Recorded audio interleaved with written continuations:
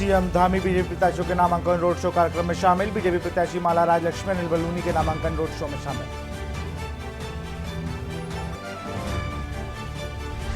राज्य सरकार ने नई फिल्म नीति 2024 लागू। स्थानीय फिल्मों को दिया जाएगा प्रोत्साहन। स्थानीय फिल्मों और फिल्म निर्माताओं के लिए सब्सिडी के 8 गुना बढ़ाया गया। उत्तराखंड में आज बड़ी संख्या में होंगे नामांकन। नामांकन की अंतिम तारीख 27 मार्च। 3 दिन अवकाश के बाद आज शुरू हुई नामांकन की प्रक्रिया।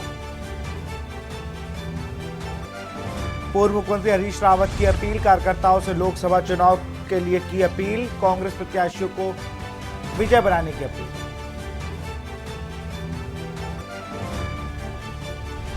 चंपावत में सुप्रसिद्ध मां पूर्णागिरी मेले का उद्घाटन। आज 3 माह के इस हर वर्ष आते हैं लाखों श्रद्धालु। नैनीताल जिले में आज भी होली। डीएम ने होली की छुट्टी का आदेश किया। नैनीताल वंदना सिंह ने किया आदेश। आप देख रहे हैं के न्यूज, खबरों का सारथी। नमस्कार, स्वागत है आपका खबर उत्तराखंड में। मैं हूं आपके साथ विशाल। रुक करते हैं खबरों का। पॉलिसी से खबर आपको बता, अनिल बलूनी ने कलेक्ट्रेट में नामांकन किया है। अनिल बलूनी पौड़ी सीट से बीजेपी के प्रत्याशी के रूप में नामांकन कराया है। केंद्रीय मंत्री स्मृति ईरानी नामांकन में रही मौजूद। रमेश पोखरियाल निशंक, तीरथ सिंह रावत मौजूद रहे। सुबोध उनियाल, धन सिंह रावत नामांकन में रहे मौजूद। केंद्रीय मंत्री स्मृति ईरानी नामांकन में रही मौजूद। रमेश पोखरियाल निशंक, तीरथ सिंह रावत रहे मौजूद।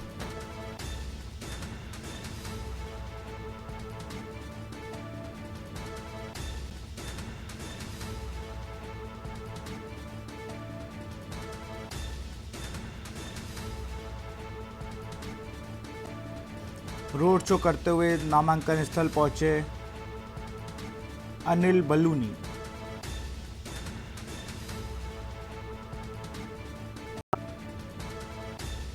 पौड़ी से खबर है, अनिल बलूनी ने नामांकन किया। पौड़ी सीट से बीजेपी के प्रत्याशी के रूप में किया नामांकन।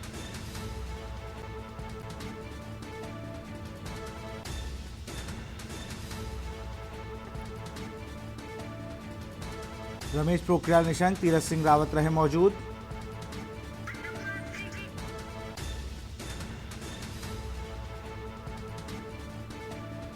पौड़ी से खबर, सुबोध उनियाल, धन सिंह रावत रहे अनिल बलूनी के नामांकन में मौजूद।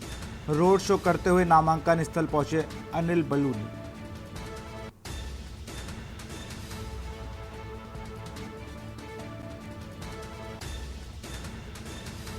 पौड़ी से खबर, अनिल बलूनी ने कलेक्ट्रेट में किया नामांकन।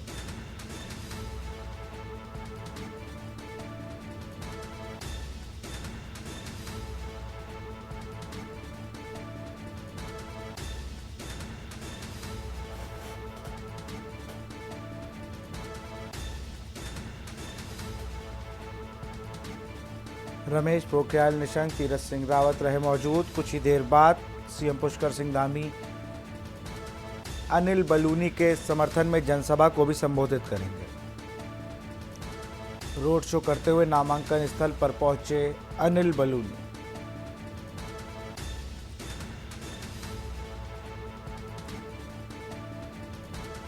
पौड़ी से खबर, अनिल बलूनी ने कलेक्ट्रेट में नामांकन किया।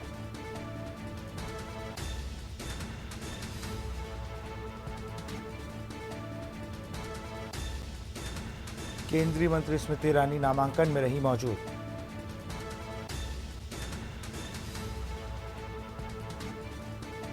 रमेश पोखरियाल निशंक,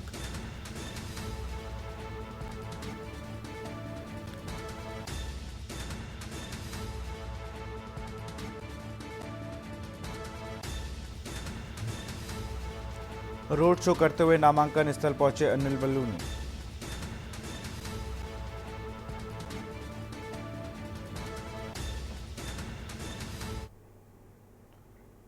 राज्य सरकार ने नई फिल्म नीति 2024 लागू की है। इसके तहत स्थानीय फिल्मों को प्रोत्साहन दिया जाएगा। वहीं सूचना महानिदेशक बंशीधर तिवारी ने बताया कि स्थानीय फिल्मों और फिल्म निर्माताओं को प्रोत्साहन देने के लिए सब्सिडी को 8 गुना बढ़ा दिया गया है। इसके चलते गढ़वाली, कुमाऊनी और जौनसारी फिल्म इंडस्ट्री को संजीवनी मिलेगी, साथ ही रोजगार भी बढ़ेगा। और सूचना महानिदेशक बंशीधर तिवारी के अनुसार प्रदेश में हिंदी समेत गढ़वाली और कुमाऊनी भाषा के साथ ही विदेशी भाषाओं की फिल्म के निर्माण के प्रोत्साहित करने के लिए सरकार कुल खर्च 30% तक सब्सिडी देगी। सब्सिडी की यह राशि अधिकतम 2 करोड़ रुपए तक जाएगी। उसमें भी 50 लाख रुपए की एक मुश्त धनराशि उसमें देंगे। वो मैंने पढ़ी है सर, नीति का ड्राफ्ट मैंने ले रखा है। अगर मान लीजिए आप कहीं खोलते मान लीजिए रानीखेत में जो पोस्ट प्रोडक्शन स्टूडियो है उसमें 25% की सब्सिडी है। कोई फिल्म सिटी बनाता है उसमें एक चीज़ और छूट गई थी। तो नई फिल्म नीति जो हमारी है, नई फिल्म नीति कई तरीके से आप देखेंगे यहाँ के जो युवा हैं युवाओं के लिए बहुत बेहतर प्लेटफॉर्म है। को भेजने के लिए भी सर लोग मांगते हैं कि सर का क्या लिखा तुमने इस बार। सर एक मिनट देखिए। तो उसमें भी 50 लाख रुपए की एक मुश्त धनराशि उसमें देंगे। वो मैंने पढ़ी है सर, नीति का ड्राफ्ट मैंने ले रखा है। अगर मान लीजिए आप कहीं खोलते मान लीजिए रानीखेत में जो पोस्ट प्रोडक्शन स्टूडियो है उसमें 25% की सब्सिडी है। कोई फिल्म सिटी बनाता है उसमें एक चीज़ और छूट गई थी। तो नई फिल्म नीति जो हमारी है, जो हमारी क्षेत्रीय भाषाएं हैं, वो चाहे आपकी कुमाऊनी है, गढ़वाली है, जौनसारी है, रंगा, कोई भी, तो उसको एक तो हमने सब्सिडी बढ़ाई है। उसको 3 करोड़ तक हम लोग ले गए हैं, 30% या 3 करोड़ जो भी कम होगा। तो जो उसकी सब्सिडी है वो बहुत ज़्यादा बढ़ा दी है, तो निश्चित रूप से उससे लोग प्रोत्साहित होंगे। इसके अलावा जो फीचर फिल्में हैं उनमें भी हमने सब्सिडी बढ़ा करके 3 करोड़ कर दी है। उत्तराखंड के जो स्थान हैं उनको हम कैसे प्रोजेक्ट करें लोगों के सामने, उसके लिए हमने अलग से व्यवस्था की है कि अगर जहाँ पर उस फिल्म की शूटिंग हो रही है, अगर उस स्थान को जो स्क्रीन है, स्क्रीन पर अगर लिखते हैं, जैसे उदाहरण दूँ कि ग्वालदम में शूटिंग हो रही है, ग्वालदम लिखते हैं, तो उसका भी हम उनको सब्सिडी देंगे। उत्तराखंड के पूर्व मुख्यमंत्री हरीश रावत ने पार्टी कार्यकर्ताओं से लोकसभा चुनाव में कांग्रेस प्रत्याशियों को विजय बनाने की अपील की है। हरीश रावत ने कार्यकर्ताओं से भावुक अपील करते हुए कहा कि उन्होंने हमेशा कार्यकर्ताओं को सर्वोच्च महत्व दिया है। उन्होंने कहा है कि पंचायत चुनाव में जब 750 से ज़्यादा कार्यकर्ताओं पर गंभीर धाराएं लगी थी, जिसके विरुद्ध उन्होंने 32 घंटे तक थाने में ही धरना दिया था। उन्होंने कहा कि इस लोकसभा चुनाव में मेरे राजनीतिक विवेक का इम्तिहान है और वीरेंद्र रावत 27 मार्च को नामांकन करेंगे। इस अवसर पर बड़ी संख्या में कार्यकर्ता नामांकन प्रक्रिया में शामिल हों और इसके बाद गांव-गांव जाकर कांग्रेस का प्रचार करें। आपको बता दें कि कांग्रेस ने हरिद्वार लोकसभा सीट से हरीश रावत के बेटे वीरेंद्र रावत को प्रत्याशी बनाया है।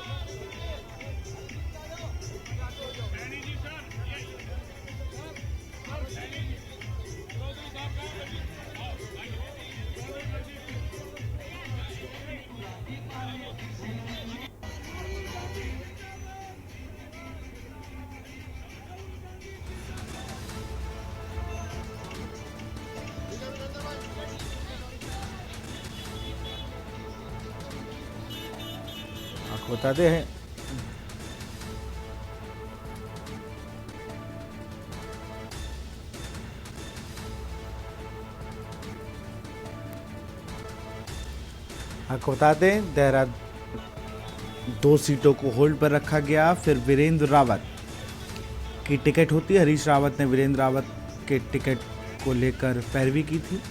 हरीश रावत के पुत्र हैं वीरेंद्र रावत।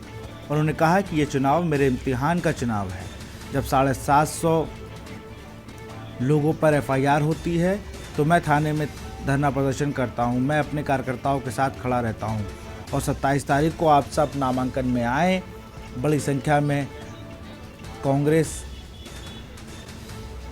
को मजबूत करें और गांव-गांव जाकर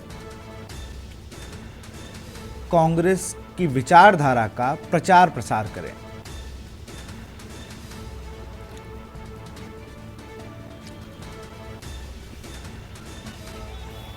तस्वीरें जबकि हैं जब वीरेंद्र रावत को टिकट होती है और मिलने सबसे पहुंचते हैं हरीश रावत।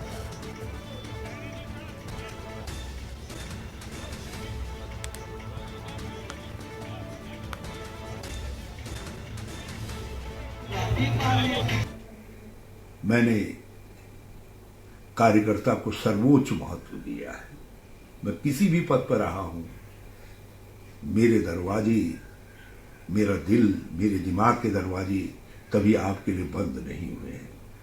जब आप पर दर्द, कष्ट आया है, अभी हाल में पंचायती चुनावों के वक्त में 750 से ज्यादा कार्यकर्ताओं के ऊपर 307, 332, 333, 392 जैसी कई धाराएं, आपराधिक धाराएं लगा दी गई थी। उनको निषिद्ध करने का प्रयास हुआ था और शायद देश के इतिहास में मैं पहला भूतपूर्व मुख्यमंत्री होऊंगा जो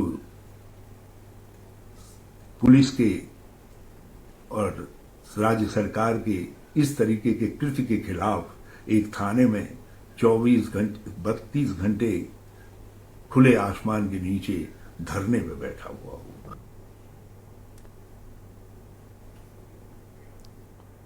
बीजेपी से हरिद्वार लोकसभा प्रत्याशी पूर्व मुख्यमंत्री त्रिवेंद्र सिंह रावत ने आज हर की पौड़ी ब्रह्मकुंड पर मां गंगा की पूजा अर्चना की।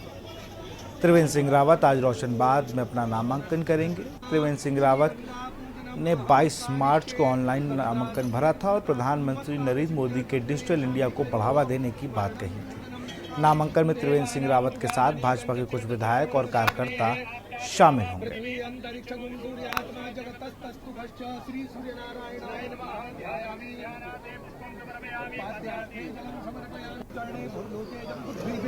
भारतवर्षे भरतखंडे आर्यवर्तांतर्गत हिमालय देशे हरिद्वार मायापुरी मंडले लक्ष्यम प्रजापति क्षेत्रे हरिद्वार तीर्थांतर्गत हरकी पैड़ी ब्रह्मकुंड नामनी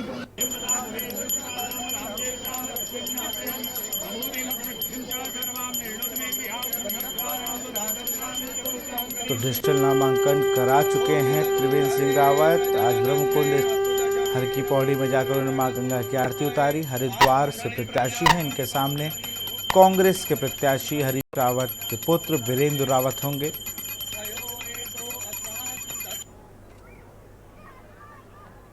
तस्वीर जबकि है जब वो वहां पहुंचे हुए थे और पूजा अर्चना कर रहे थे।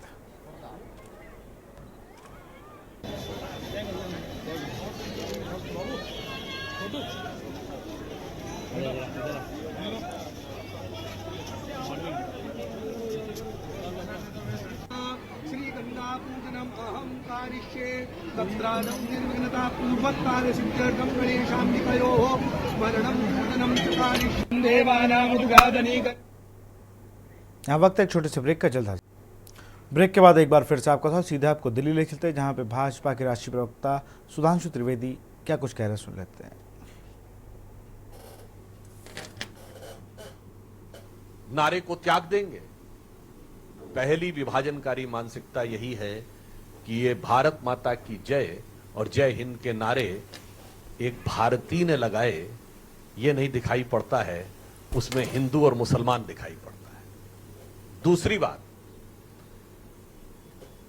उन्हें यह भी नहीं पता है कि जिसका उल्लेख वो कर रहे थे वो दीवान अजीमुल्ला खां, नाना साहब पेशवा बाजीराव द्वितीय के दीवान थे, उस पेशवाई साम्राज्य के जिसे भारत के इतिहास में हिंदू पद पातशाही कहा जाता है।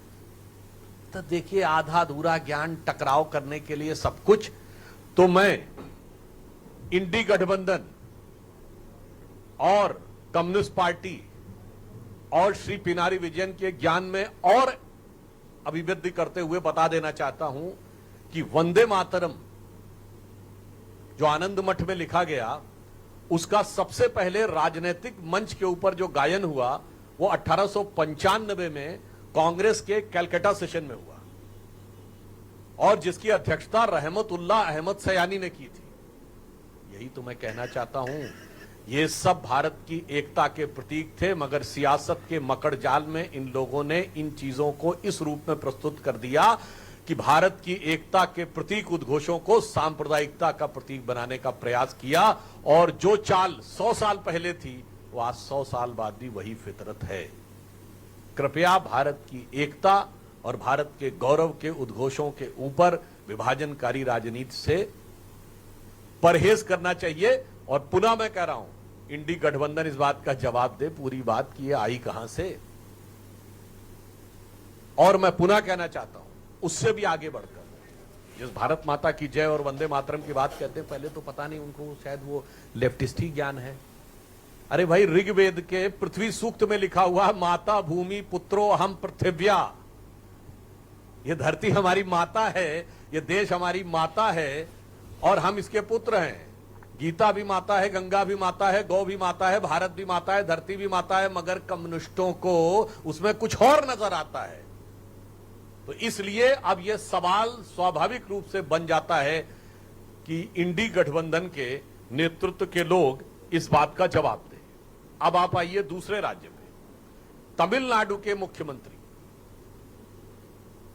एमके स्टालिन साहब ये कहते हैं कि तमिलनाडु के लोगों को उनके लिए वोट करना चाहिए और प्रधानमंत्री श्री नरेंद्र मोदी जी के प्रति उनके मन में, अब तो मैं ये भी कहूंगा, सिर्फ अवमानना नहीं है, असुरक्षा का भाव आ गया है।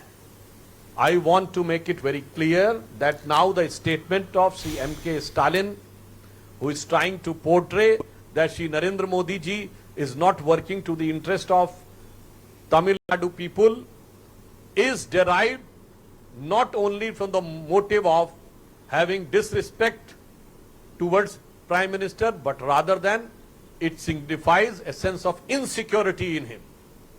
Because at present Prime Minister Shri Narendra Modi is the most popular leader even in Tamil Nadu. और मैं फैक्ट के रूप में बता देना चाहता हूं, भारत के इतिहास में पहली बार ऐसा हुआ है।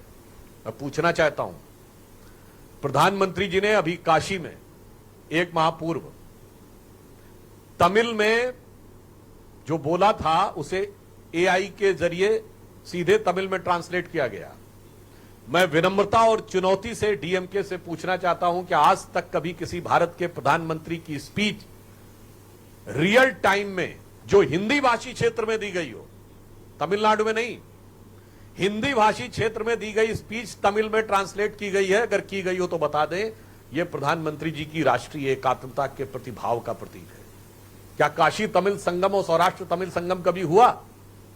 आज भारत की राजधानी दिल्ली में गौरव का प्रतीक जिसमें G20 हुआ, उस भारत मंडपम के बाहर नटराज की जो मूर्ति लगी है, यह तो तंजावुर की से निकली हुई नटराज की वह मूर्ति है जिसे तमिल संस्कृति में सबसे गौरव का प्रतीक माना जाता है। इसलिए मैं कहना चाह रहा हूं कि आज आप भी चाहें तो नमो ऐप पे जाके चेक भी कर सकते हैं, सभी भारतीय भाषाओं में रियल टाइम ट्रांसलेशन उनकी स्पीच का अवेलेबल है। भारतीय भाषाओं के प्रति जो सम्मान और उनके विकास के लिए जो कार्य प्रधानमंत्री मोदी जी ने किया है, शायद ये इन नेताओं के मन में असुरक्षा का भाव उत्पन्न करता जा रहा है। और हम ये भी पूछना चाहते हैं, आज तो आप उस कांग्रेस के साथ हैं जिसने एक नहीं अनेक बार तमिलनाडु में सरकार बर्खास्त की। श्री एमके स्टालिन कृपया बताएं कि 1998 में अटल जी की सरकार आने से पहले डीएमके की कौन सी सरकार अपना कार्यकाल पूरा कर पाई थी? कांग्रेस ने तमिलनाडु में कभी विपक्ष की सरकारों को कार्यकाल नहीं पूरा करने दिया। और श्री पिनारी विजयन बताएं कि भारत के इतिहास की पहली गैर कांग्रेसी सरकार 1957 में केरल में कम्युनिस्ट पार्टी की ईएमएस नंबूदरीपाद जी के नेतृत्व में हुई, क्या कार्यकाल पूरा कर पाई थी? इसलिए जिनका अतीत इतना खतरनाक है वो आज के यथार्थ से डर रहे हैं। Those who are having this type of dark past, now they are fearful of the present day ground realities, which is having a very huge support from the grassroots level in favor of Shri Narendra Modi. तीसरा, कर्नाटक से। अब बताइए, कर्नाटक के कांग्रेस सरकार के संस्कृति मंत्री श्री शिवराज तंगडाड़ी ने बयान दिया है कि जो छात्र मोदी मोदी के नारे लगाएं उनके ऊपर थप्पड़ मारने चाहिए। मैं पूरे देश के जो भी इंटेलेक्चुअल एस्टेब्लिशमेंट के लोग हैं, अपार्ट फ्रॉम इंडी गठबंधन, पूछना चाहता हूं, क्या इस देश में लोकतंत्र को समाप्त करने का अरण्य रोदन करने वाले, की रुदाली करने वाले लोगों से पूछना चाहता हूं, राजनीतिक नारे लगाने के ऊपर आप थप्पड़ मारने की बात करेंगे, और वो भी प्रधानमंत्री जी के नाम के ऊपर, और आप कहेंगे कि यह लोकतंत्र है? और फिर वहां तो कांग्रेस की सरकार है। मैं पूछना चाहता हूं कांग्रेस पार्टी से, सोनिया जी से, राहुल जी से, और कांग्रेस के अध्यक्ष खड़गे जी जो वहीं से हैं, ये वही कांग्रेस पार्टी है जो गांधी जी के विचारों का अपने को प्रतीक बोलती थी। यहाँ पर आप सुन रहे थे सुधांशु त्रिवेदी को, जिन्होंने तमाम मुद्दों को लेकर इंडिया गठबंधन पर निशाना साधा था। टिहरी लोकसभा संसदीय क्षेत्र से कांग्रेस प्रत्याशी जोश सिंह गुनसोला आज अपना नामांकन दाखिल करेंगे। इस मौके पर कांग्रेस समर्थक